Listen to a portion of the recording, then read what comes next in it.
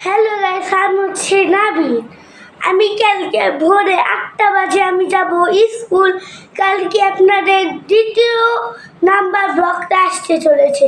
এটা দ্বিতীয়, এটা কালকেরটা তৃতীয় হবে গাইস। এই জন্য গাইস ইয়ে করতেছি, তো ব্লগ বানাইতেছি। এই দেখেন আমার ব্যাগটা। কালকে সকাল 8টা বাজে থেকে 9টা পর্যন্ত আমার ক্লাস। আপনাদেরকে দেখেন দেখাই দিই। এটা দেখি গাড়ির কি গাড়ি কি বুঝছেন? এটা গাড়ি কি আমাদের আমার ইয়াটা দেখে নেন।